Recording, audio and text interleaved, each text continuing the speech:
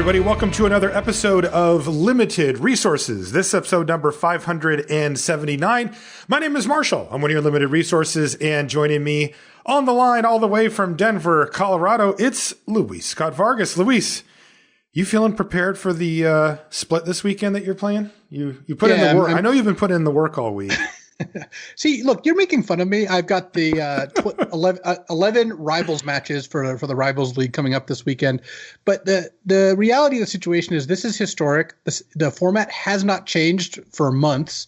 No new cards, no new sets, no new bands, nothing. And I've played a lot of historic over the last couple of months because three of our last big tournaments were historic. So yes, maybe I played fewer than 10 games before this tournament, but I relied heavily on previous experience and theory crafting, which I will tell you is a very efficient way to go about this, which let me spend enough time on relaxation and preparation to get myself in the right mindset for it. Oh, it was a mindset play. I like it.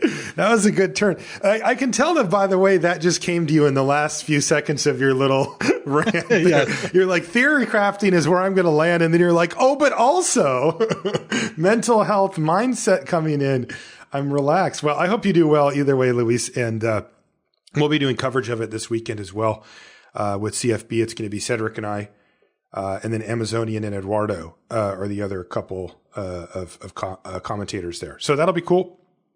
And hopefully you rack up more wins. You've had a good start to your season, but there's a long way to go for you. So, make sure you keep up on it now. I don't want you to rest on your laurels here. But there's a longer way to go for my opponents. So the reality of the situation, of course, is that there is 40 people in the league. So I'm trying to beat 38 of them. I'm trying to finish in the top 4. So even if I have a lead, I don't have a lead against the field. I'm still, even in first right now, not a favorite to finish in the top 4. So yeah, well, I hope this weekend goes well. If I can maintain my lead, I'll be very happy.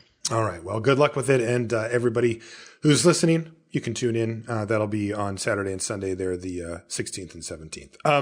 This show, though, we've got the Zendikar Rising Sunset Show. It's finally time to say goodbye to Zendikar Rising. It's a little weird with the fall set. It just feels like it's been so long since it's been out. I've been focusing on cube drafting really for a month and a half, 2 months. It's been a long time since I drafted Zendikar Rising. I never fell off of it in the way of like going, I don't like this anymore. I don't want to do it. It kept my attention until Cube popped up. And then I was like, all right, well, I'm doing that because, I had Zendikar Rising in my life for such a long time, but it is still there. It was still the last set that was released. And on this episode of the show, we're going to say bye-bye to Zendikar Rising in the way that we love to do it. Before we get into it, got to mention our sponsor, channelfireball.com. Now, of course, we're going to be looking forward to Kaldheim, and we've even got our 2 exclusive limited resources preview cards to talk about at the after we're done with the sunset part of the show today. And you can pre-order your Kaldheim over at channelfireball.com. You're going to need these cards, right? I mean, if you want to do some drafts with friends over Zoom, and maybe down the line, if this set is still relevant when we can get together, hey, there's something to be said for that as well. You might want to have at least your hands on these cards for when we get back to business on playing Paper Magic someday, depending on where you're at in the world and what the situation is where you live. And that means getting ahead of the curve. You can head over to Channel Fireball and pre-order anything that's available currently as far as singles go. And of course, the sealed products there for you as well. And while you're over there, if you want to sign up for, say, CFB Pro or order any of this stuff, if you use the affiliate code LR at checkout, it really helps us out, and we really appreciate you doing that. So please check out channelfireball.com. That's the number one place to go for all things Magic related on ye old internet. Of course, if you'd like to support the show directly, the place to do that is the Patreon. It's patreon.com/limited resources. All the information's there, and we really appreciate anybody who supports us over there. Okay, let's do our last Zendikar Rising Crack-A-Pack here, Luis, as well, we haven't done one of these in a while, but let's see what we get. Our first card out of the pack is Teeter Peak Ambusher. That's the 1 in a red 1/3 with the pump ability. You can pay 2 in a red to give it +2/+0.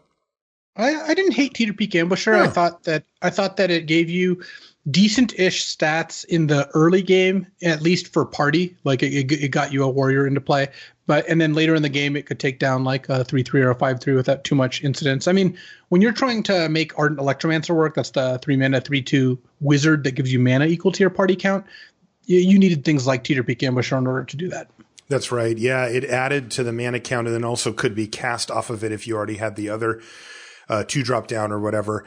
This to me is also a perfect example of the types of cards that we see in current level sets, meaning that even the cards that aren't great have a home or are playable sometimes, like Teeter Peak Ambusher. It's on the lower end of the commons for red, but it's still totally fine to put in your deck every once in a while and serves multiple purposes. Next is probably the best green common. It's Rabid Bite. And that's the 1 green sorcery. Target creature bites target creature you don't control. It deals damage equal to its power. I didn't really like Rabid Bite all that much. It was fine. I'm just, sometimes there's commons or just cards in general that you're like, I know this card is good. I'm always going to put it in my deck when I draft it, but I'm never excited about it. Rabid Bite is like, on that scale, it's about as good as you can get and still be on that scale. It's at the top end of I'm not excited about it, but I'll play it because I know it's a good card. Yep. And in fact, I think I probably feel a little worse about it than it deserves to be. But the fact of the matter is I never first picked or even third picked a Rabid Bite and thought, yep, doing it. Yep, totally. And you would actually see that reflected in the drafts as it would come around a little later than you'd think for, what would be considered premium removal for green. It just did. And it is interesting also to note that speaks a lot in some ways to the landfall creatures in green in the set, that maybe they didn't quite get there in the same way, because Rabid Bite should be really good in this set. Like there's a ton of creatures that are much bigger on your turn than they are on your opponent's turn a big percentage of the time. So Rabid Bite should just be snapping off basically anything. And I had the exact same experience as you. Never cut it, never excited to take it. One of the better common payoffs, in fact, maybe the only common payoff for the Wizards deck, is Expedition Diviner. That's the 3 and a blue 3/2 flyer. And it's a wizard. And if you control another wizard and the Diviner dies, you draw a card. I will say that the best wizard payoff is Chilling Trap, I think. But I do think that the Diviner is also quite good. Yeah, I would want to take this over Rabid Bite. That's probably not correct. So it's close, I suppose. I would too, for what it's worth. Yeah. I'm just not very happy about taking out of these cards first. Yeah, same. Next is Expedition Skulker. This is the 1 and a black 2/2 vampire rogue, and it has Death Touch as long as you control another rogue. Fine, whatever. Didn't really find a super great home, but you could play it. Next one's really interesting. It's Hagra Constrictor. This is a 2 and a black 0/0 snake. It's common, of course, and it ETBs with 2 +1/+1 counters, and each creature you control with a +1/+1 counter on it has menace. So it's a 2/2 menace, and then it gives everything else that you have with +1/+1 counters on it menace. And it was really funny because rather late in the draft format, I had somebody play a deck against me that actually did this. Like, it did the thing that Hagra Constrictor's trying to do, where all of their creatures had menace. They were able to put counters and spread them around a little, and they had a total by the end of the game of 4 creatures with a Constrictor on the battlefield, and all of their creatures had menace, and I got ran over by it. And it was only in that moment, months into the format, that I went, oh, that's what they were trying to do with this. Because beyond that, it didn't do anything. Yeah, I don't think the counters deck got there. This is the biggest miss, I think, of all the decks.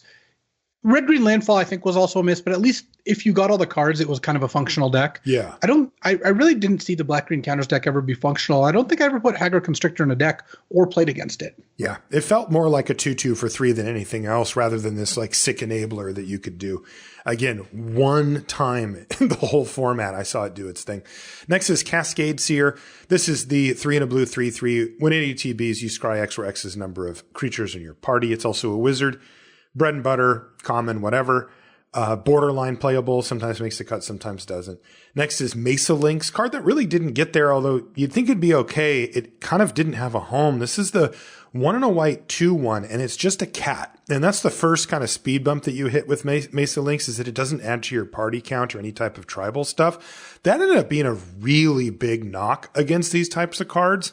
Not just like, oh, well, it doesn't do that, but it's kind of like, well, no, if it's not adding to my party, like I am really less interested in it. And then on top of it, it's as long as it's not your turn, Mesa Lynx gets +0/+2, meaning that your 2/1 for 2 as an attacker isn't very good, but you do get a 2/3 for 2 as a blocker. So then you have to go, okay, well, where do I want a decent blocker in white? And the answer was you don't, because it didn't gain you life. It wasn't a cleric, so it didn't go into that deck. And then any of the aggro decks weren't interested in Mesa Lynx really at all. So no, it was a homeless card. I thought it was okay in some cleric builds, because if you like, yeah, I think you even played some in the draft challenge we did, right? I think maybe one of those team made draft. the cut. I mean, yeah, but what I mean is I played this card in a number of the cleric decks where when you have double relic vial, so your deck has this insane long game, and maybe you end up with a lot of 3-drops because a lot of the good clerics were 3s. Mesa Lynx can help keep you alive, and you can sack it to relic vial just like you can anything else. So true. I did end up playing this card in exactly that deck. But yeah, it turned out one of the things about Zendikar, one of the coolest things was the party archetypes. And one of the results of that was cards that weren't affiliated. You got to choose your party. Cards that weren't not affiliated, invited to the party, as it were. Yeah, they ended up being a pretty big liability unless you were a deck that specifically didn't care about that. But Mesa Lynx was in a color that had a pretty strong party theme. Like if you look at red-white, if you look at blue-white, if you look at black-white, all those cared about party a lot. And if you looked at green-white, well, that deck sucked. So, yeah. They didn't help there either. That's right. Next was Canopy Baloth. This is the 3 and a green 4/3 with landfall. It gets +2/+2 until end of turn. And, when I first saw this, I thought it was going to be the kind of go-to bread and butter common for the green landfall deck. And I guess in some ways it is, but it did not perform. I'm not exactly sure why, because the stats are fine. And if you get to slam for 6, from your 4-mana creature on your turn, that's pretty good. I think a big part of it was the 3 toughness, dying to the best removal spell in the format, the best common in the format. Royal Eruption is definitely a knock against it. Why didn't this get there more, though? I still feel like if you told me I can have some percentage of the time a 6/5 on my turn for 4 mana, I'm in for that. Yeah, I don't know. Keyword why, big.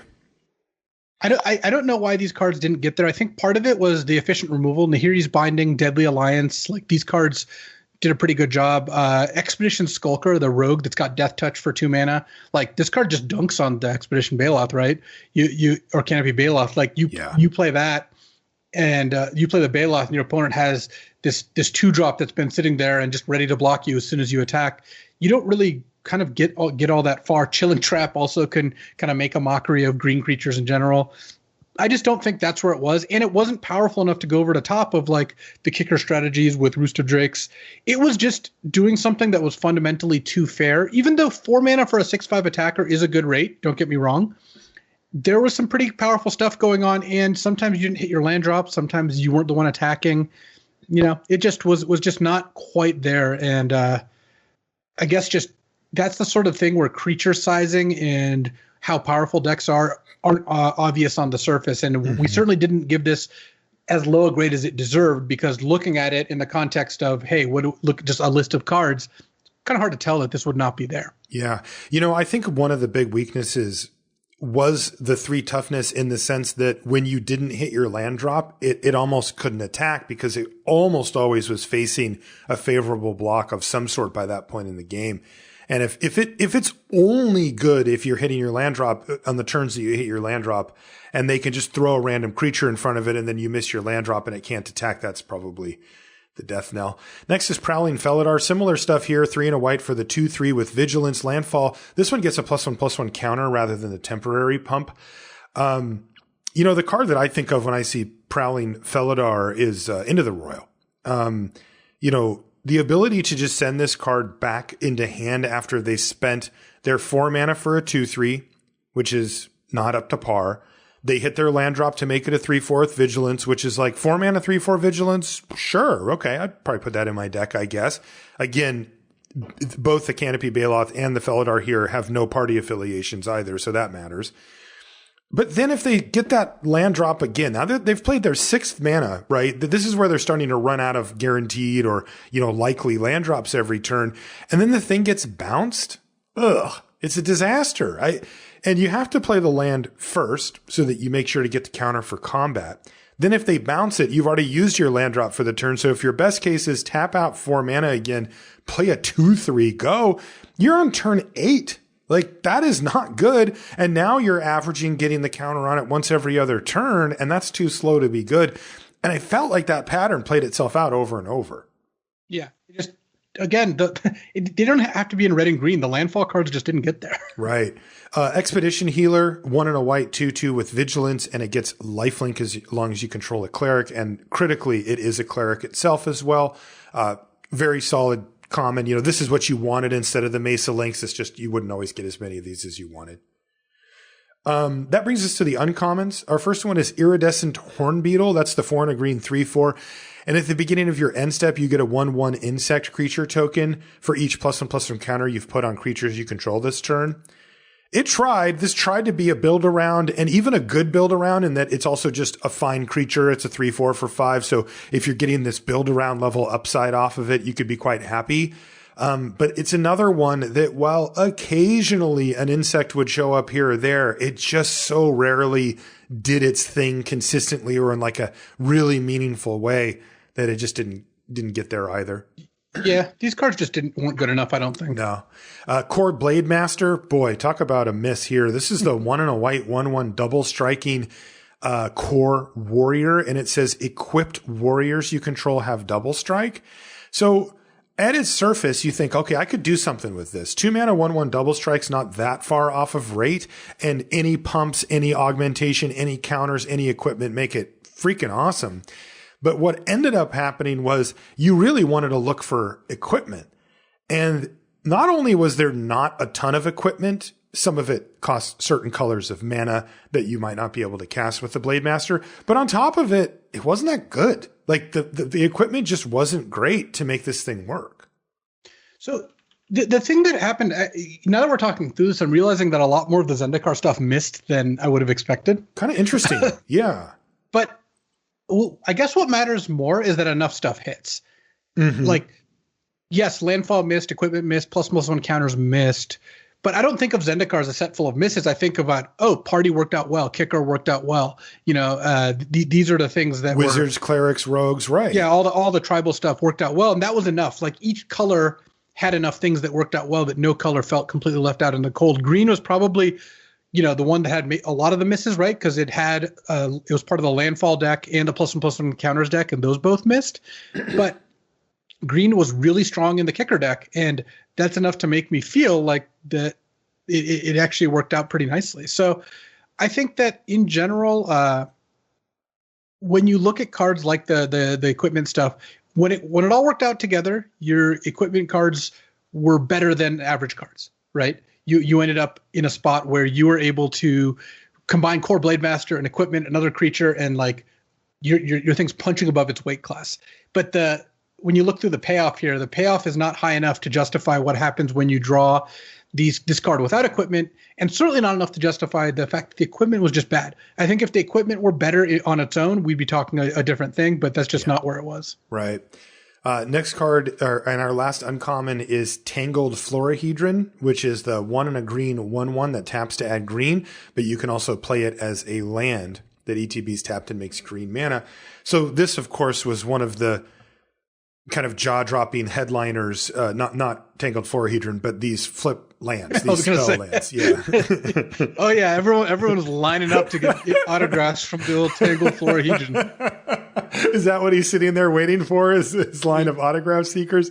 Yeah. No, but the spell lands, right? These things were game changers. I mean, absolutely huge for Zendikar Rising, and something that was controversial, at least in the sense that it got a ton of people talking about it ahead of time. Are these too good? Are they going to ruin the game?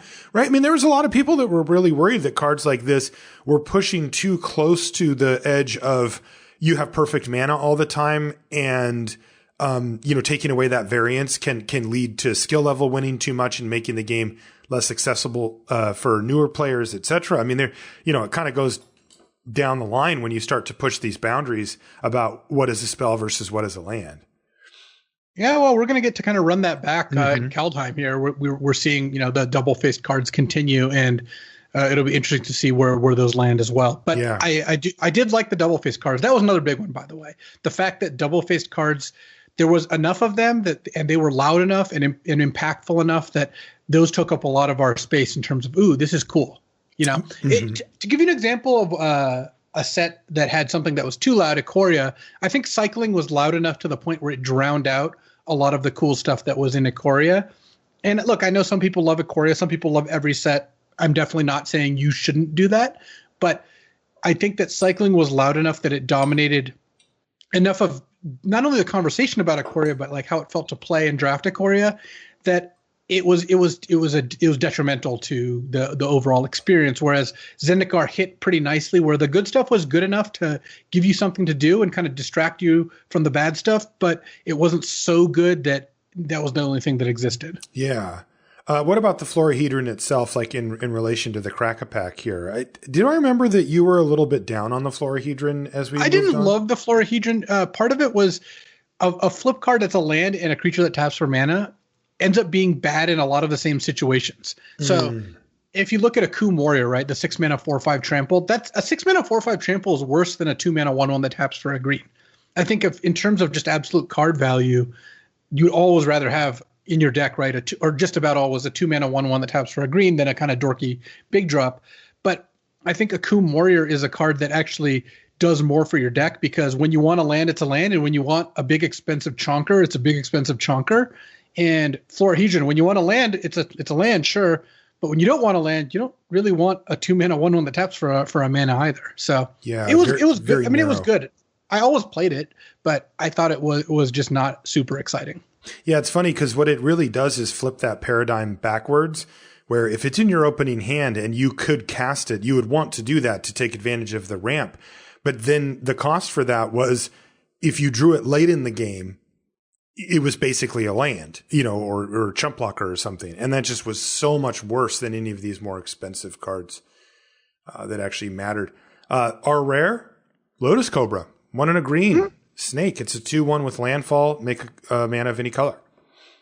Yeah, I guess I would just take Lotus Cobra. I think it's a fine little 2-drop. It attacks, it blocks, it generates mana of any color, so it can help in like some of your decks that are splashing a third color, which was rare but did happen. Yeah, very good on curve. But yeah, this pack's not super strong. We talked about Rabid Bite, Expedition Diviner, Lotus Cobra, the Florahedron's probably on the list. If you threw a Deadly Alliance in here, I'd just take the Deadly Alliance, I think. For sure. But I would take Lotus Cobra here. All right, there you go. So there's our last Crack-A-Pack. Let's get into the Sunset Show itself. And nice. So we have our first categories. If you could summarize the set in one sentence, what would it be? And I said party time. What did you say? I said kick it and reverse it. That's great. I mean, it really is just those two things. Like party and kicker, I think, are the two loudest things in the set, followed by the double-faced cards, which I kind of captured with the kick it and reverse it. I see. Very nice. Tribal stuff, as we just mentioned on the Crack-A-Pack, really got there. Not just the party stuff, but also the color pair level tribal stuff. Boy, they hit a really nice balance with most of that. And that's, interestingly, a big part of what stands out to me was the party mechanic. Because I think it was probably the most complex of the mechanics that they introduced, where you were often counting or reading or being aware when you're in the draft of how many of each thing you have, or that I need more whatevers. And for some reason, for me, the double-faced cards, they felt more mechanical to me rather than any type of like stand out to me in like a fun or flavor or impact way, even though kind of like cycling does, I guess, where they have a pretty significant impact on the format as far as, hitting land drops, basically. I mean, we were playing decks a lot of times that had 19 lands in them. But more. we were able to do that. Yeah, sometimes even more. And that's rare for limited. And so, but again, for whatever reason, just sort of viscerally, when I think, okay, well, what about this set? I don't think of those cards. I think more of like the party mechanic and the tribal stuff for some reason. Yeah. I mean, those are like the things that are mostly what's happening in the set. They're the powerful stuff. I mean, kicker is a little different too. Like kicker also, by the way, is another mechanic that rewards you for playing more lands. And I think as a result, one of the things that is good for Zendikar Rising, it speaks in its favor, is more consistent games of where both players get to like play a good amount of spells per game. Yeah, for sure. Because it all works together, right? Okay, you've got two different mechanics that are fundamental to the set that actually would much prefer that you play more than the normal number of lands. That's landfall, right? So that, because then your extra lands don't feel so bad. And then kicker, because you want to keep hitting your land drop so you can actually start kicking spells, because that's when they get really powerful. But then beautifully integrated are these spell lands that allow you to do that without really punishing you for it by flooding you out too often. It's you got to give a lot of props to the people down in R&D for choosing this set to introduce these modal double face lands, spell lands, whatever you want to call them, because they seem really at home here, even more so than in a normal set. Yeah, I think that there's a nice little like level 2 synergy there where you just more often have 6 lands in play and you can cast, or 7 lands, and you can kick your Skyclave Gargoyles or whatever it is, field research, and kind of have this game where both players feel like they're doing things. They're doing, cool, powerful things. Is there a line, like there has to be a line where that's too much, right? I've heard of other games. I think maybe Versus System when that was out or something, where basically you could basically choose any card in your hand to be mana or the spell or something like that. So effectively you never miss land drops and you always had the mana you wanted, but you were still managing a resource because it wasn't just for free. Yeah. And that seems to have failed pretty consistently on a game level for some reason. Yeah, I can talk about that. It's delve into game design a little. There's been a number of games that let you do this. From Versus System was, I think, the first one. This is like the old like Wolverine, X-Men game back in the like early 2000s. There's also been WoW TCG let you do this, and it's frequently called rowing because you play your cards face down as a resource in the resource row. And then Duel Masters also did this. This Kaijudo let you play your spells as land. And then some people have played, I played things like Magic formats where you just have a deck of all spells and you can play your spells kind of as lands in your land row or face down or whatever. I think it's actually not a great mechanic game design wise, because here's a thing that would commonly happen. You would teach a newer player how to play one of these games, and you're like, all right, so on turn 1, oh yeah, you're going to go ahead and row your 7-drop dragon and then play your goblin on turn 1. And they're like, whoa, I don't want to play my 7-drop dragon as a land. And you're like, no, trust me, like you're not going to cast this forever. Way better just to row this one. And they're like, well, that's not very fun.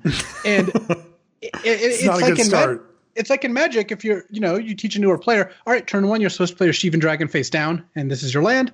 They would kind of push back against that. And then the other thing is tension and decision, like the decision trees. Like imagine this, you and I are playing and your opening hand is, 3 mountains and 4 red spells. Well, what do you do on turn 1? Well, you start by playing a mountain. You know that. 100% correct. And then you decide which spell to play. Most of the time you'll have nothing or one option to play. And then Magic ramps up. On turn 5, yeah, you might have like 3 or 4 different plays. Turns 1 and 2, how many different plays do you have? Not very many. And that sense of like ramping up in terms of decisions, I think is pretty important. Oh, it's a good thing. Yes, I think it's good because I think you don't get overwhelmed. Also, like imagine if you played Magic exactly the same rules, except you could row your spells, and you open a hand in your black-white clerics deck of 7 black and white spells. Well, before you play one of them as a land, what do you have to decide? What are you going to play in turns 2, 3, 4? What else in your deck could you draw? Why would you play this land? We're talking, I'm going to sit here in 2 minutes and plan out my first 5 turns before I play a single card. Right. I don't think that's very fun. The double face lands give you this experience, but in a very small dose, such that I don't think it has the negative effects. Okay. And it's kind of unique where, like, yes, we are asking if you want to play your Akum Warrior as a mountain, but it's the only card in your hand that has that ability. You're not overwhelmed by the decision tree there. And this is kind of a special feature of this card that you get to play it as a mountain. You don't feel like you're sacrificing it very much when you play it as a mountain. Right. So in general, I don't think it's look, there's room for everything. Some games might be able to pull this off. In general, I have not thought that was a good resource system. I think if you want the consistency, which some people enjoy more, something like Hearthstone, which, just ramps your mana up by one colorless every single turn. Like there's no decision there. Just on turn 1, you have 1 mana. Turn 2, you have 2. Turn 5, you have 5. Or something like Magic or Eternal, where you just have resources that you play and you use those resources, but the resource cards are very different. And of course, every game has ways to kind of cheat this system, right? Whether it's lands that do things like these flip lands, or like Mutavault, or lands that sack for effects. Or you also had in the games where you could play your cards as lands, some, like there were some special, like in WoW TCG you had quests, I think what they were called, where when you played them as a land, you could then flip them over and they did something. So It was clear, this card you're supposed to play as a land. It gives you a special bonus for doing so. Right. But in general, I'm not the biggest fan of getting to play any card in your hand as a resource. I think that just go full on and have lands, or just have automatically incrementing resources. The middle point, I think, appeals to a very specific type of gamer. And while there's room for everyone to like enjoy different games and have different games, I haven't felt those games have tended to be the ones that have found the most success. Yeah. The thing that I would miss is the tension of, let's say I kept a 2-lander, right? And I need that third land. When I'm reaching towards my library for that draw step, there's some real tension there, right? There's some suspense. I don't know if I'm going to get there. If it could be such that I literally could take that card, not even look at it, just play it face down because it didn't matter what it was, and then play the thing I was going to do. Well, I already knew what I was going to do, so I'm not really facing any new decisions based on my draw step, necessarily. And it feels so good when you're like, yeah, got the mountain, bang, bang, now we're playing. Or when you miss and you're like, okay, I got to draw it next turn. And, you start replanning. Like there's a lot of the emotional component there, with your draw step that if that goes away, if you make those resources so variable. And that's a completely different argument, which is in favor of Mana Screw, which I actually also agree with. I think you are correct. I think that's even a different thing. A different reason why I think the non-guaranteed resource systems has some good merit. I think that's also a lot of fun. But okay, what turned out to be the best archetypes in the format? I had number 1 as Black-White Clerics.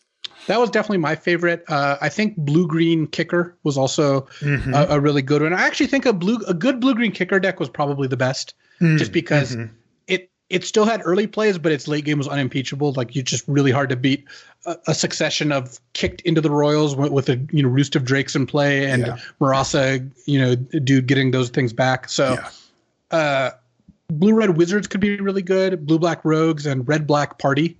All those I think were fantastic, which shows you that the tribal decks really got there, because of our 5 favorite decks, 4 of them involved tribal in one way, shape, or form. That's right. Yeah. Yeah. That kicker deck was one of my favorites for sure. Which cards were we most wrong about during the set reviews? Which cards really surprised us one way or the other? I mean, I can't think of any, but I think that Canyon Jerboa is a good one. I mean, if we're going to talk about like white cards with landfall, I think Canyon Jerboa is a good one to discuss. Where this is the 3 mana 1/2 that landfall, all your creatures get +1/+1 until end of turn. The card, it looked really good. It just turned out there wasn't a go wide strategy, and this card really wasn't good. I think most people had this as like, oh, well, this looks like one of the pretty solid uncommons. Like, there's a lot of sets where this would be near the top of the uncommons, and instead it just didn't get there. The fact that it wasn't a party member and that there wasn't a go wide deck, just both those things contributed pretty heavily to that. Yeah, I remember thinking this is the type of card that when your opponent played it, you're like, uh-oh, like I got to kill that real quick, and if I can't, I'm going to be in huge trouble. But and when they played it, I was like, oh, that's fine. You can have that guy.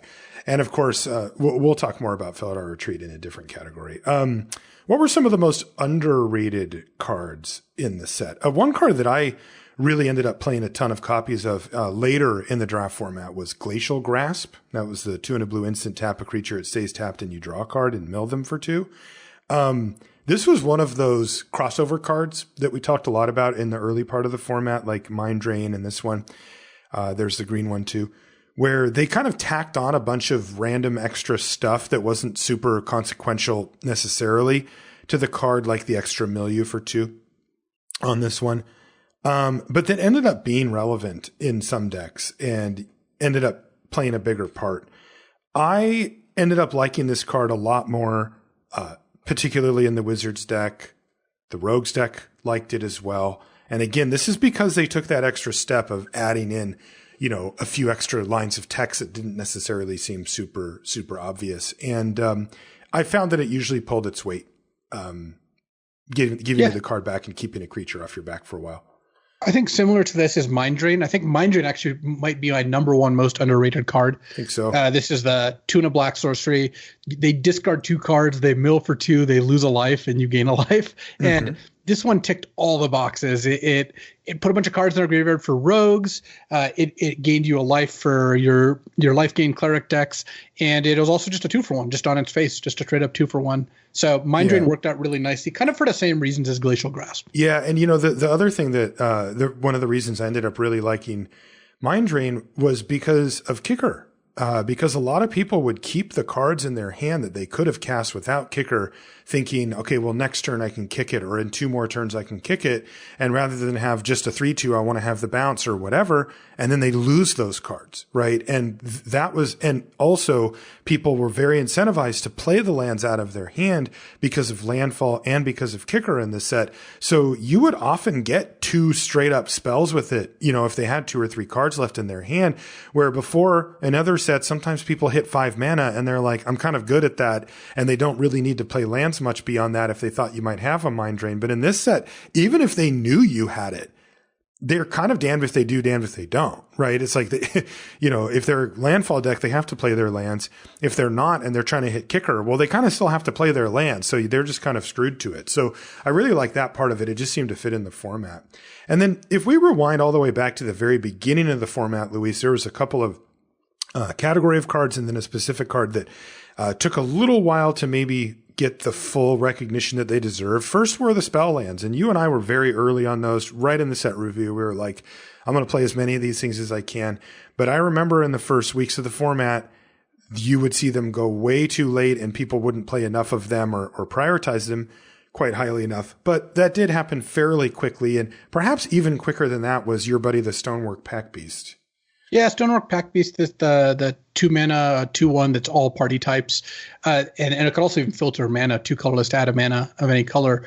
This one ended up being a pretty integral part of a lot of different decks, and it caught on fairly quickly. It's it's the kind of card that it doesn't take too much for people to start to realize, oh wow, yeah, this is actually great. So that one was underrated for not too long, and then Demon's Disciple is one I liked a lot. This is that 3 mana 3/1 ETB. Both player sack creature, and it was a cleric. I just drafted a lot of clerics, and whenever I had a relic file in my deck, I found that this just did kind of the thing I wanted it to do. So I was pretty happy at trading 1 for 1 and then getting a relic file trigger off of it. The last one we have is Zulaport Duelist. That's the 1 mana 1/1, and when it ETBs, I think, what did it? Mill them for 2, and then you could give a creature -2/-0, and it had flash.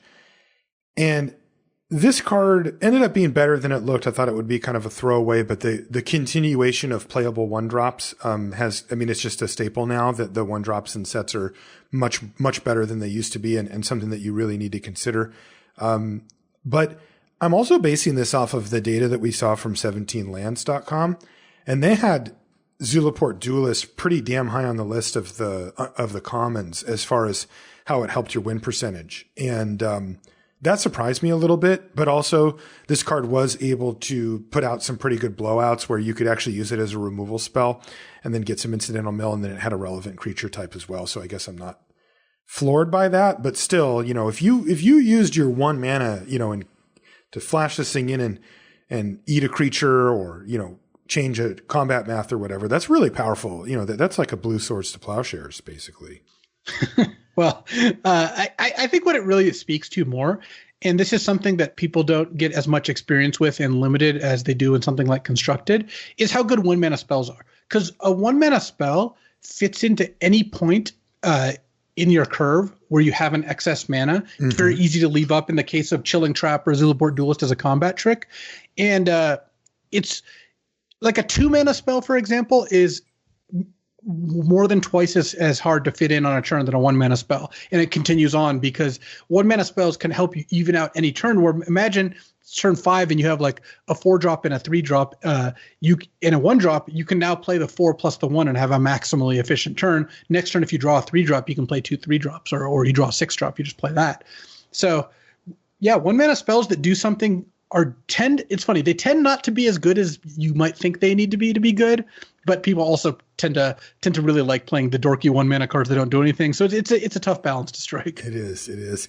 What were some of the most controversial cards? I think that we have to remember the opening part of the format where we kind of started to categorize the spell lands into 2 broad groups, right? And one of them were the sort of obviously good ones, like the ones that could become a creature. Most of those were very good, or at least your brain could, like the Akum, what was he called? Minotaur, whatever, the 4/5 trampler guy. Like those type of Akum Warrior. Those two, or those type of cards, they became apparent very quickly. And again, you and I were ahead of the curve on this, but I think the community embraced these quickly as well, where they were like, yeah, okay, it's a land early if I need it, and it's an expensive, reasonable spell late if I don't. Great, I want those.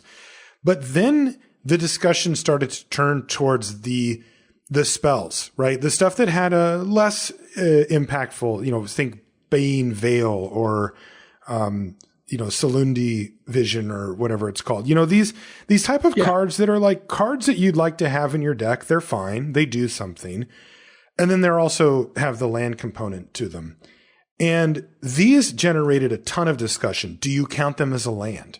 Do you not? Right? Do you put them into separate groups where you're like, well, the ones that I'd rather play as a spell, I'm putting it as a spell and I'm going to free roll as a land, but the ones I probably am going to play as a land, but if I happen to draw them late, I'll play them as a spell. I'll count those ones as a land, right? There was a ton of discussion about that early in the format. Yeah, I think again, kind of like with the Stonework Pack Beast, it became pretty clear these were all good. All of them were good effectively. Yeah. If you want to make a mountain out of a molehill, let's talk about Felidar Retreat. Because I was going to talk about it on my most soapboxiest card, but here's a fine time as well, and I can just spoil you right now that it's also going to be that as well. Felidar Retreat ended up being for us controversial, but hilariously not for the reason that people thought. Again, and we've had this discussion, so I won't go too long, but people thought that I didn't like it because I gave it a lower grade and because I had points about it that I brought up that I thought made it not a top tier whatever, not, one of the absolute best cards. I have come up on that. I do think it's in that, very high range for the set, but I also still hang on to my my points about it. And some of the reasons why it's not in that, A+ tier, let's say. But again, like when people hear that, they translate it as, well, then he doesn't like it, right? But saying something's not the best of all the best doesn't mean that it's not amazing. And that card is really powerful and really, really strong as well. But the reason that it was controversial, at least in my mind, is because of that interpretation rather than my actual opinion on it, which was still quite high, even after my slightly lower grade than yours. Yeah, and honestly, I think that we tend to agree on a lot of how we approach limited, which I think is totally good because we approach limited in the best way possible. So when we do have places where we disagree, which we do sometimes have, they tend to be exaggerated a little, and people just in general aren't like nuance is something that's a little harder to communicate. Right.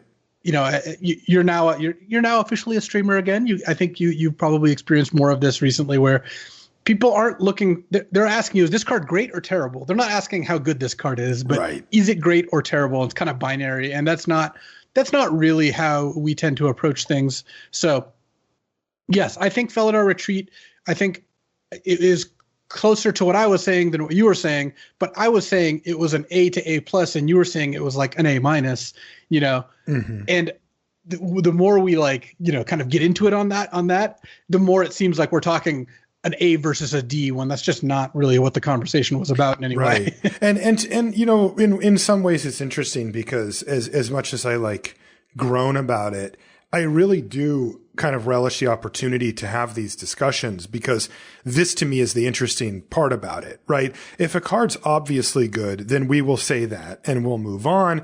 But, and that's good information. It's useful. It's just not interesting to talk about, right? It's like, hey, let's talk about all the reasons why Drawn is really good, right? It's like, well, we can do that, but if we spend 12 minutes talking about why Drawn is good, we're not really helping you out super much, because if you simply put the card on the battlefield once, you'll go, oh yeah, this is awesome. Everything that's happening here is great. And, outside of the case where she dies, it's going to continue to be great. But with Felidar Retreat, that's not always the case. And there's edge cases. It's a little bit different of a build. And it's a really interesting design as well, with two very different kind of things, one building out a board, one aiding the board you already have. And that to me is cool and worth getting into. And I also like that it serves as a reminder for our listeners and for us to talk about how difficult communication actually can be, and how the listener should be interpreting the things that we say so that it affects their win percentage in the best way possible. So, as much as I groan a little bit about it, I actually like the opportunity to clarify and put more emphasis on those learning points. So that ended up being okay as well. So Felidar Retreat, I forgive you. What card had your favorite artwork?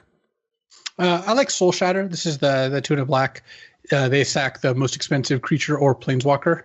Mm-hmm. What's on the art? I forgot. So it's like a big dragon kind of getting hit by this sphere of black energy, or this spear of black energy.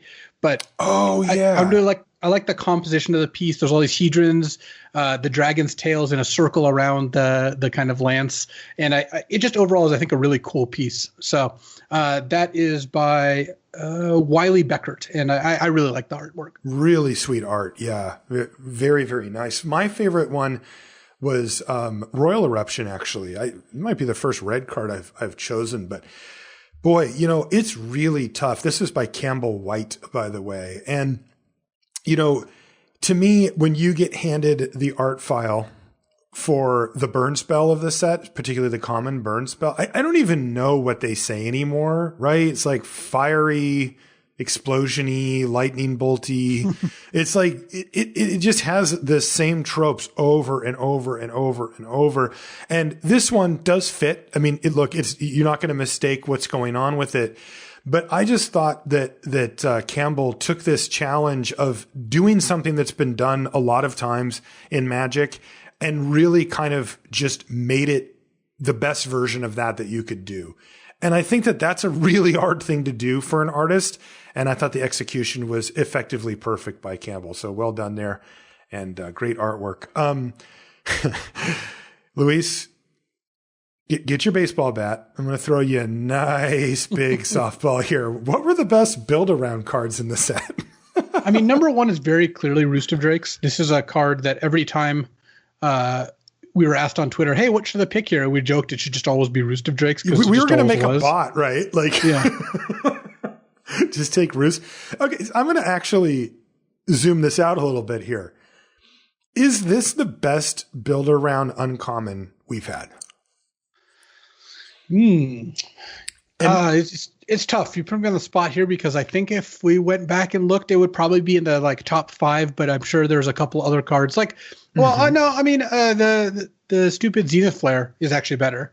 You pick one packed one Zenith Flare and a Ikoria, I do think that was actually better. Okay, but there aren't that many more. There's just very few, and that was one of the all timers. Yeah, one of the all time. And one of the things that always stands out to me about Roost of Drakes is the fact that it is also just a spell, right? It is just a 4-mana 2/2 flyer in its absolute worst case scenario. Now, admittedly, that would not be an attractive card to put in your deck, but when you give it the upside, it's incredible because normal build-arounds come with the fairly steep cost built in that they generally don't do anything else unless you support them, right? And giving you the free, the first one's free here on the Drakes, or, not free, but you know what I mean, built into it is like, that is game changing. It just means even if everything goes terrible, you still have a magic card in your deck. And then for the love of all things, if you end up going off. Now, one of the things that I didn't like about that though, Luis, about the design of it, is that it did lend to people putting Roost of Drakes in decks with even just a few kicker cards because they thought, well, worst case, I'll make a Drake for 4, which isn't really good. But if I kick anything else during the course of the game, it's probably worth it. Like I get another 2/2 and I'm good to go.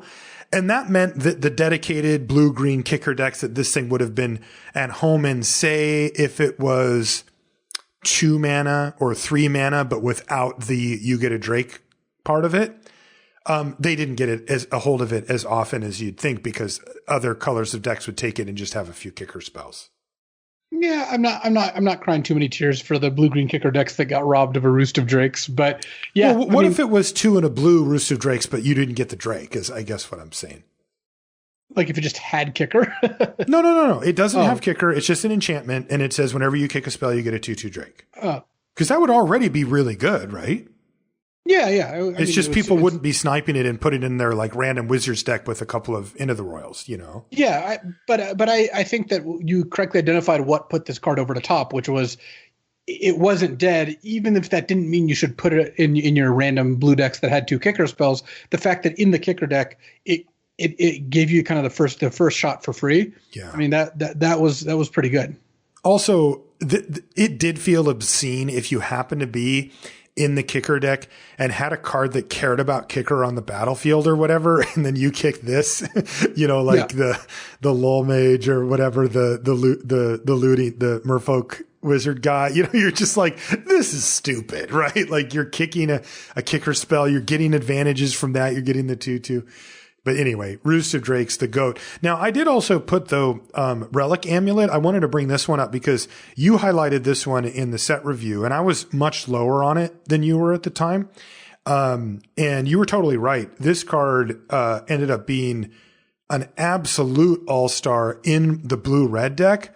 But, and this is the part, like, I was with you on that part, but you were also saying, like, I don't even know if I need to be full on everything's triggering it to make it good. And that was true.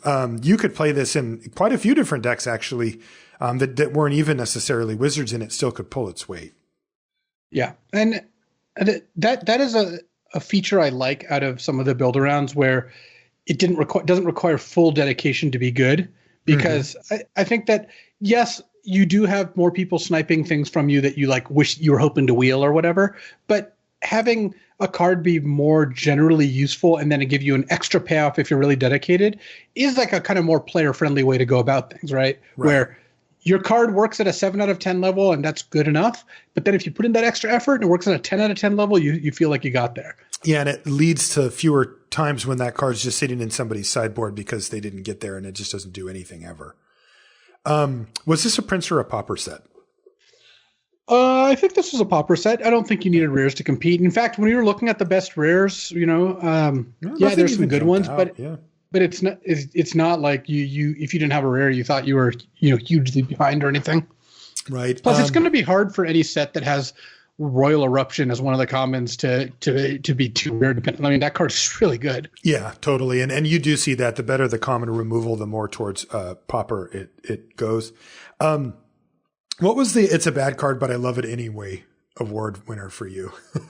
I think it was a Skyclave Gargoyle. Yeah, you like that from very early, I remember. Oh yeah, the 3-mana 2/3 flying defender, and it's kicker 4.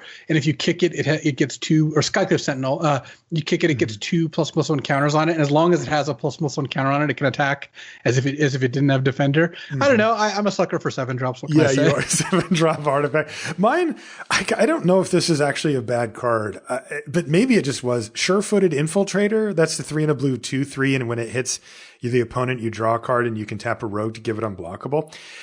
I thought that card was going to be just straight up good. I just thought it was going to be a very good magic card that you'd be able to bounce something and hit, or enable it with rogues. And I'm just not sure it ever actually hit an opponent in the history of the format. I don't know if that trigger, like we could check the logs on Arena, but I'm assuming that trigger's never actually gone on the stack because I don't think that Sure-Footed Infiltrator ever really got there in any deck. Yeah, I would hesitate to call it like a terrible card, but yeah, it definitely underperformed and was kind of charming. So I think it plays. What was my opponent played this and now I have to win the game or quit Magic forever card. Oh man, if they ever played Strength of Solidarity, the sorcery that gives them ++1 counter for each party, like if they ever just went all in on that thing early, it was just like, I really hope I don't lose to this. Yeah, I had an opponent play a turn 3 Tuk Tuk Rubble Fort against me, and I thought, all right, career's on the line. Can't lose this one. What was the biggest Groan Test? I know one of them that stood out to me that came to my mind first was Ruin Crab on turn 1.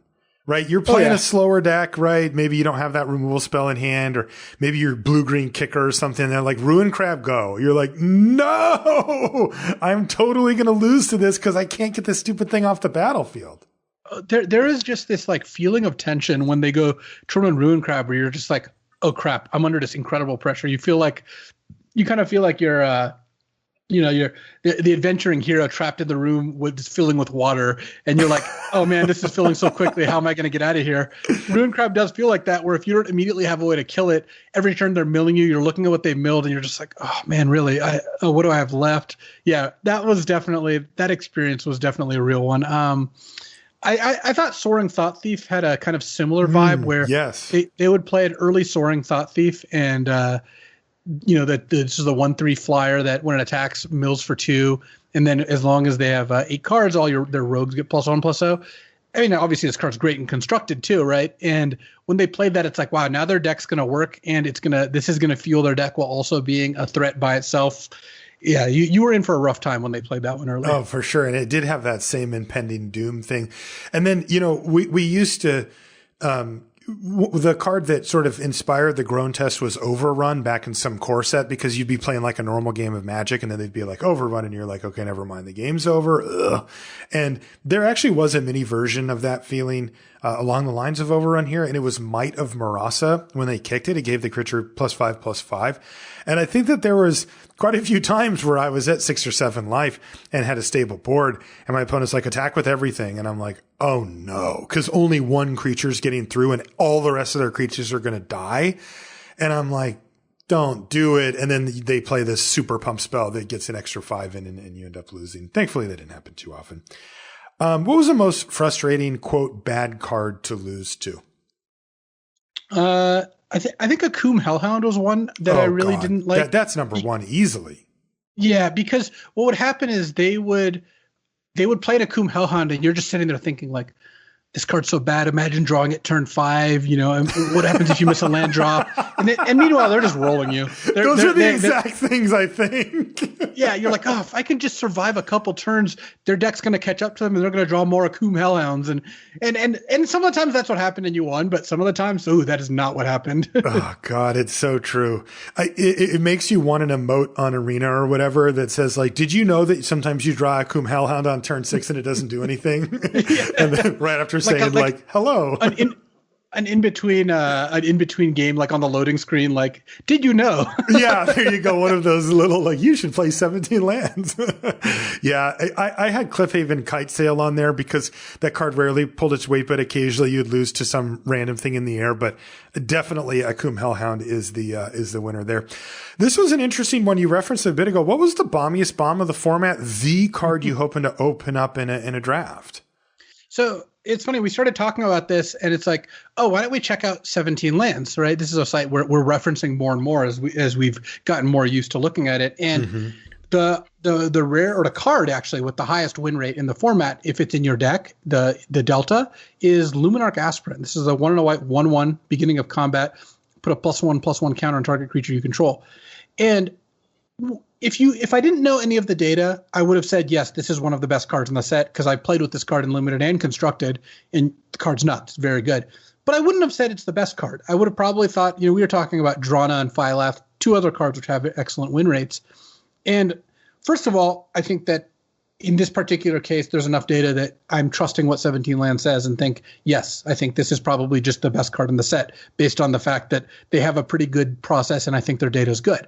Mm-hmm. The second thing is, well, why is this 2-drop better than Drana or Phyleth or whatever other card you might mention?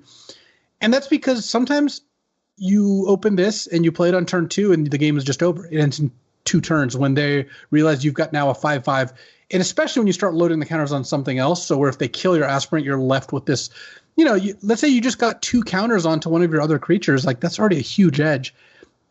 And it's not like this card is terrible in the late game. Yes, it is not as good as a 6-mana bomb in the late game. But on turn 5, you play this. It still has an effect right away. It still adds up over time. And I think that that really speaks to how important it is that your cards cost less rather than more. Right. The 2-mana aspect is hard to overstate here. Like, no one says that, oh, yeah, Ulamog's probably the best card in the set, right? The 10 mana, you win the game, Eldrazi.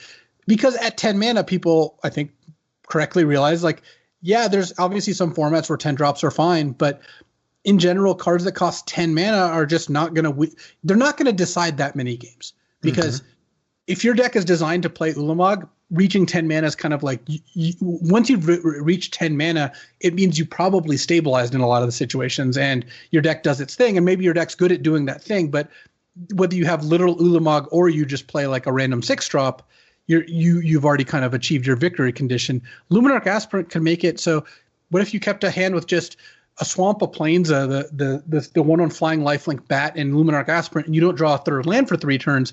You might win the game with those 2 cards, right? On very low resources. What if you mulled a 5 and this is one of the cards, So yes, Drana and Phyleth and other cards that cost 4+ mana, 5 mana, 6 mana that are powerful are going to, add a lot of value to your deck, swing some games for sure. Just the cheaper a card is, the more often you get to cast it, and casting your bombs is step 1 of winning with them.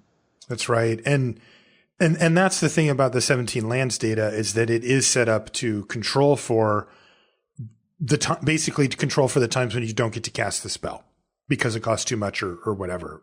Where in any reasonable game of Magic that you have Luminarch Aspirant, you will get to cast it, right? I mean, if you don't hit your 2nd mana, at any point in the game, that's very, very, very rare for a game of Magic. So there you go. Luminarch Aspirant. Congratulations. What was the best common for each color? I think white might have been the hardest. I have Core Celebrant as number 1. What are you thinking? Is it binding? I actually am not as high on Here's Binding as I think most people. I know you aren't either. We talked about this on an earlier show. Pretty medium. A fine card, but there's a lot of reasons in the format that it's not a dominant card and not as good as Core Celebrant, which is an efficient card in its own right and does exactly what you want in the best white deck, which is the Black-White Clerics deck. Right. Blue has a lot of really good options. I chose Into the Royal. You agree? Yeah, Into the Royal by far. Okay. And then Deadly Alliance for black, really good efficient removal spell. And then Royal Eruption, which is the best common in the whole set for red. And then green, I don't know, Rabid Bite? What am I supposed to pick for green? I don't even know. Yeah, green more often than most colors has very flat power level when it comes to its commons. And yes, I think Rabid Bite is probably the best common, but I'm not excited by it for reasons I mentioned earlier in the show. Yeah, it's hard. That was a tough one. Another super easy one. My God, Rooster Drakes. What was a mythic uncommon for the set? It's like this might be the most, slam dunk mythic common we've had in a long time. Roost of Drakes. What was the worst card in the set? The biggest blank? I think it's Strength of Solidarity. Just I don't know. I never saw anyone cast it, and I don't really see what the purpose of it exactly was. Yeah. Yeah, this could be another casualty of the failed +1/+1 counters deck. What card was the most begrudgingly playable? Marasa Brute? Ooh, that's a good one. That's the 2 and a green 3/3 non. It was a warrior, right? So it did have an affiliation, but warriors wasn't really a green theme very much. So and had a lot of flavor text. Yeah, I mean, we talk about this fairly often, but in general, creatures have gotten better and better over the years, and right. It used to be that a 3-mana 3/3 was going to be in the upper half of creatures, and now it's firmly in the bottom, like 20%. That's right. Poor Marasa Brute. Is there a card you'll miss drafting? Just that you liked, and you're just like, oh man, I'm going to a new format. I don't get to pick this card anymore. I think that Thwart the Grave's probably that card for me. This was the card that put any creature and a party member into play from your graveyard and got cheaper equal to your party size. And I thought that was a cool card to build around. I enjoyed playing with it. It was pretty fun. You know, the card I actually ended up liking was Scoot Swarm, which I actually wasn't super high on it early, and probably that was just a mistake by me because it's just a really good card. But I also really like the play pattern with it, where like you're pretty incentivized to wait until you could play it and play your 6th land that turn and then start to go off from there. And then it just got fun. Like when you were just like, hey, look, you know, big numbers. Maybe I'll break arena or whatever. And so I don't know, something about that card in the maybe last 1/3 of my drafts appealed to me, where for whatever reason before that I would play it, but was never really excited about it. Yeah, I mean, you got to give credit to a card that changed how the rules work on Magic Arena. Like the token limit, you know, it's a consequence of mobile as well, but the token limit is real, and it is because of this card. Yeah, I mean, that card did get out of hand. It was funny, by the way, when you'd see all the, you know, you have 60-something things on the stack or whatever.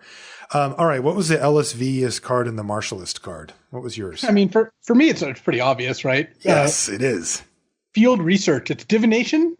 But with Kicker, you can get an extra card. It's just like the most me card. It's like, well, I already like divination, but what if I told you could spend twice as much to get 50% more cards? You're like, I mean, yeah, the only thing that they could have done better was made the Kicker 3 in a blue instead of 2 in a blue, so it costs 7.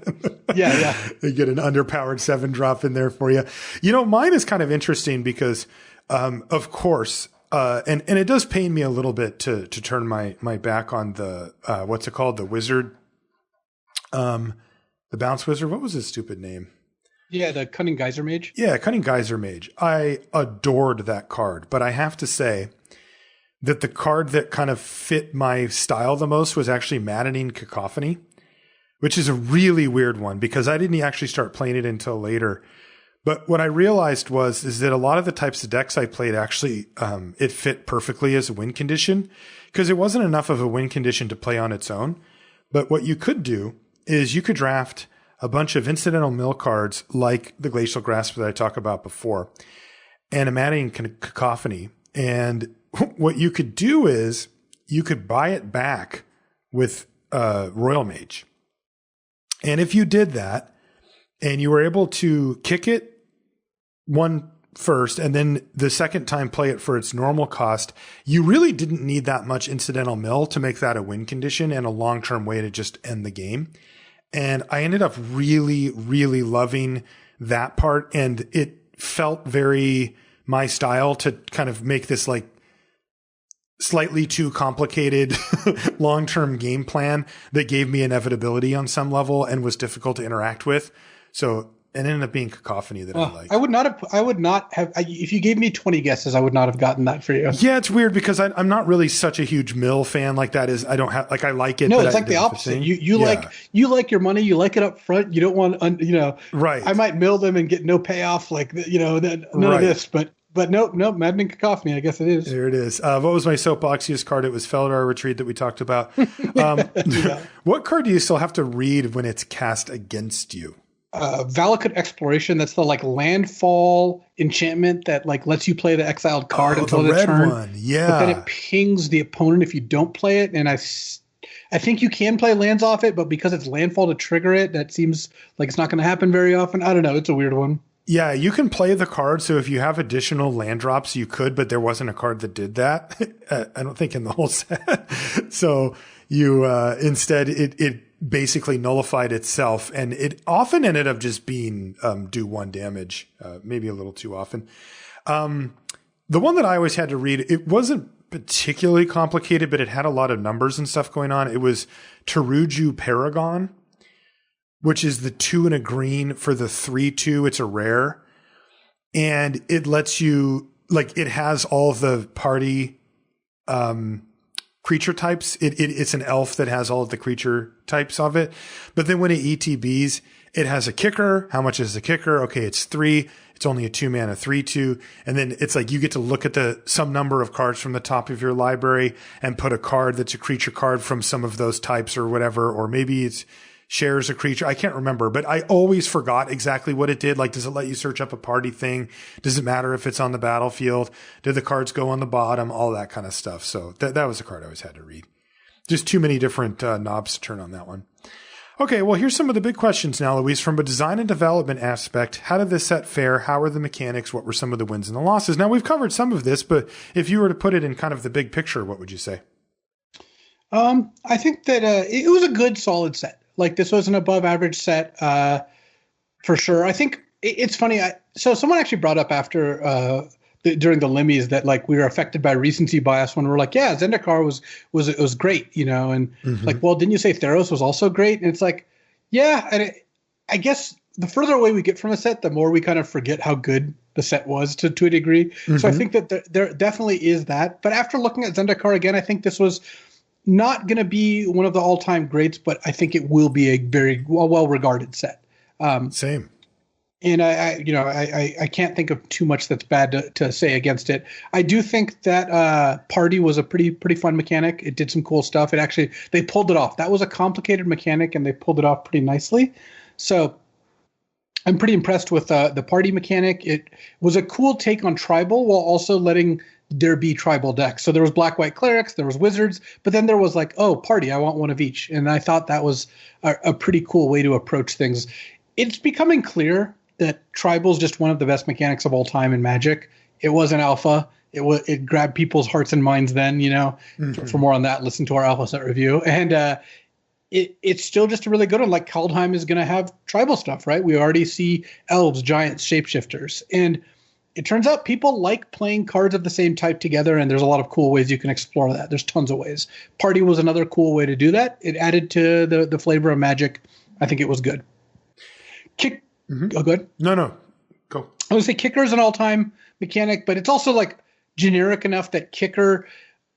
I would never really be excited to find out Kicker is one of the mechanics coming in a set, because Kicker just like every mechanic is to some degree. Kicker is kind of the way the joke has always been, right? You know, you Kicker is just really expressing that, hey, you're paying an additional cost when you play a spell, and you're getting a little bit more out of that spell one way or another. Not super flavorful, not super groundbreaking. It plays well. It turned out to be powerful in this set. I do like the consistency part of Kicker, where it pays you off for playing 7 lands or putting 7 lands into play. So you want to play a higher land count, but you can also cast your cards for 2 or 3 mana if you need to. So you're not going to end up in a spot where you feel like your hand is all 10 drops. And then Landfall didn't actually pan out that well, even though I do think it's a very good mechanic. I actually think Landfall is a fantastic mechanic. I just don't think it actually really was that exciting when it came around this time. Like, not really something you could build around. I didn't really see any Landfall cards pushing the boundaries of what Landfall could do.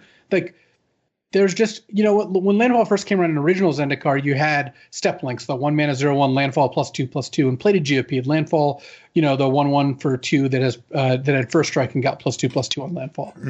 Well, in this set, we had a Akum Hellhound, which was just straight up Step Links.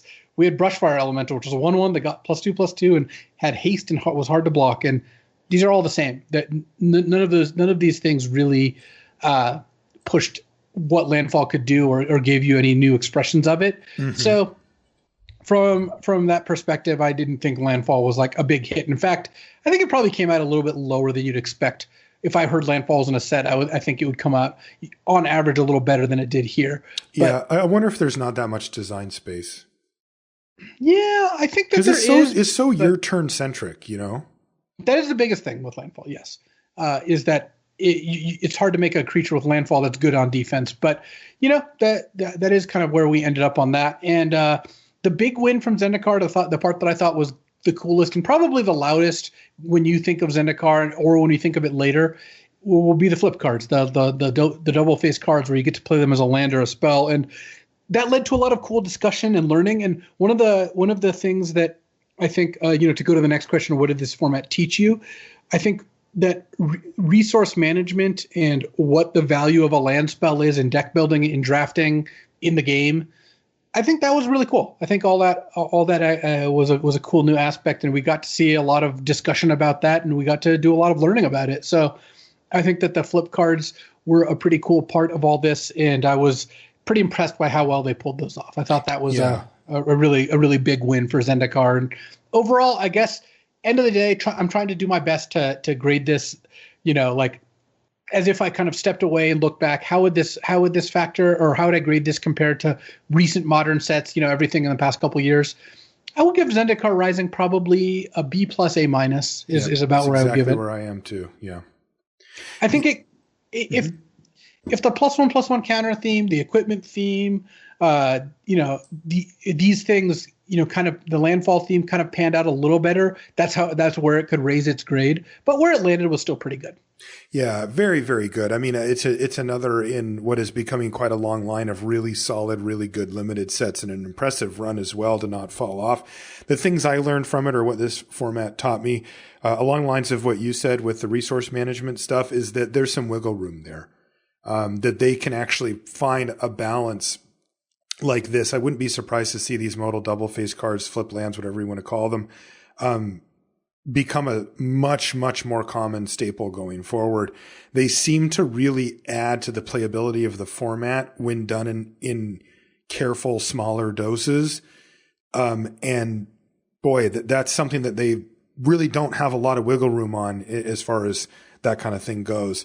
It's a fine line to walk, but if they can continue to walk it, I think it does make the matches in this format better than others because those cards exist. And then the other thing that I learned was I was a little skeptical about the party mechanic. I certainly didn't find it exciting. I found it clunky, a little bit hard to track, a little arbitrary, just a little like I'm just counting up random. Like I didn't get it at first about the D&D thing, so that part was on me. Yeah. But after you told me that, I'm like, okay, so there's at least a shtick here. But in the game itself, it's kind of like it's a lot of reading. I mean, you and I play Infinite, so if I start reading cards to you, you can tell me what the creature type is, whether it's a relevant creature type or not. But interestingly, you probably couldn't tell me the other creature type it has, right? Like the one that isn't relevant anymore. It's most people, they have to read each card and go, okay, this is a cleric, rogue or whatever, right? It's like two different things. And it's like, those are all the same level of information to them. And that it requires kind of a lot of reading and a lot of double checking and a lot of, okay, what do you have over there? What's your party size at? Cause these things just aren't obvious. You have to actually track it and keep track of it and all that kind of stuff. And I didn't like that. But then when I played the set, it worked. And so I need to make sure that even if something that doesn't really hit for me flavor wise, hit for me excitement wise, isn't really the type of mechanic that I tend to really be attracted to. I tend to be attracted to the kicker style stuff, to the stuff that lets you pay cheap or expensive or introduces decisions about when and how you play a spell, for different costs or whatever. It still worked and it was really good. It was interesting. It played itself out in different ways for the different, archetypes. The red-black deck was all about, getting as many party members down and then taking advantage of those party, cheapening things where other ones didn't really care about making stuff cheaper particularly, but cared about onboard stuff with party. It actually worked really well. And I need to make sure that I keep my mind open to those. So, and as far as grade goes for the set, I'm right there with you. B plus A minus is exactly what I was going to say, as well. So there you go. Zendikar, that was our third trip to Zendikar, and, another nice visit. Yeah. Zendikar's not super high on my list of settings, but it's solid. Yeah. I like the D&D adventure theme. That's probably my favorite part about it. But I think that Zendikar, if you look at original Zendikar, I thought was too fast for my tastes. Mm-hmm. I think Battle for Zendikar and Oath of the Gatewatch were among the worst design sets of all time. In 4 years, when me and TBS get there, we'll have words to say about it. Yes. And, Zendikar Rising is probably the high water mark there. So there you go. Good, sounds good to me. The best Zendikar. All right. Before we take off, let's take a look at our exclusive free preview cards. Thank you, Wizards, for these. We've got two commons, from Kaldheim to take a quick look at before we go. Of course, we'll get much more into depth on these, during the set review and all that. First one. Are we still doing the set review this time around? Yes, we are still doing it. Mark it on your freaking calendar. We are doing the set review. Next, the first card up from Kaldheim is Goldmaw Champion. It's 2 and a white for a dwarf warrior. Again, common. It's a 2/3. So 3 mana, 2/3. but it has boast. And boast looks like it's one of those reminder text style mechanics. So it says boast, 1 and a white, tap target creature. And then in parentheses, it says activate this ability only if this creature attack this turn and only once each turn. Boy, this just makes me think of the hammer skull, whatever, right? The dinosaur that just did this for free when you attacked with it. Yeah. What the heck? No wonder we like that card so much. Yeah, Goldenrod Champion doesn't look very good to me, honestly. Like, yeah. I don't know what the format sizing is going to be like. If this can attack fairly safely in the early turns, but when you're not using the ability, because you really don't want to be in a position to be spending this mana on turn 4 or 5. Right. If it can get a couple hits in then, and then later in the game just be a consistent tapper, then I'm totally in for that. But yeah, I'm not saying where the hammerhead should be or hammer skull should be the bar, because that card is just a very good card. Yeah, they moved it to uncommon, right? Yeah, in a later set, I think they did. Yeah. Mm-hmm. But this card does kind of suffer in comparison to the point where I'm looking at when would you want to use this ability, you know? Right. And I think you're right that it's just like when you've kind of exhausted your other cards out of your hand and then you can start sending. But if it has to sit on the battlefield not doing much until that point, that could make it too slow. Our other card, though, is Scorn Effigy. This is a 3-mana, 2/3 artifact creature scarecrow, and it has Foretell for 0. So it says, during your turn, you may pay 2 and exile this card from your hand face down. Cast it on a later turn for its Foretell cost. So what that means is you can basically suspend this if you want. So on turn 2, you can pay 2 mana and Foretell it, and they can't play it this turn because it does say a later turn. Then next turn, you can just cast it for free. So it's a 3-mana 2/3, or it's a 2-mana 2/3 that makes you wait a turn or multiple turns. Imagine if you had a sweeper or had some sort of Foretell payoff or something, you could just leave this in the Foretell zone until you wanted to play it. Yeah, this also doesn't look super powerful. Like, yeah, it lets you get your mana right, but a 2-mana 2/3 is also just not a card in modern limited sets that I'm like itching to play.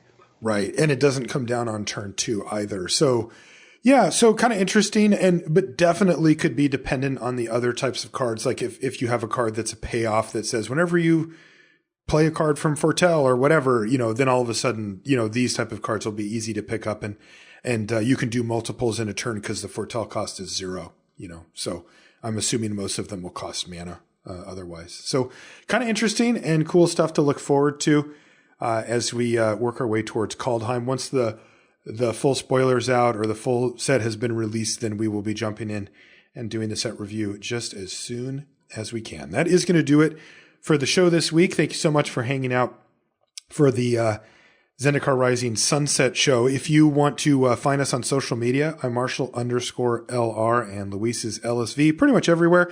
You can find everything related to the show at lrcast.com, including every episode of the show ever, except for the forbidden one. The all of our links and stuff on the front page, right, to like the communities that we have around us, including the subreddit or like our streams, everything's on there. Our Twitter, like if you don't want to type it in or whatever, you can find all that stuff there. There's a Facebook page that I update whenever a show goes live. I know a lot of people that are on Facebook all day for work or whatever. They like it because it just gives them an alert. Hey, the show's up, and then they just know. All of that stuff, all those links are on the front page of lrcast.com. Don't forget about our sponsor, Channel Fireball. If you need to sell your cards back to them, that's a great thing you can do. There's even a couple of ways to do it. If you head over to Channel Fireball, you can check out your options as far as that goes. And then make sure that you get in and pre-order that Kaldheim. You're going to want to get your hands on the newest set. Of course, it's always a fun fun part of the year for Magic players. And it's even more fun if you can get a box of the cards and that kind of stuff. So head over to Channel Fireball. And if you do pick up something, make sure you use the affiliate code LR. That is going to do it for this one. We'll see you next week.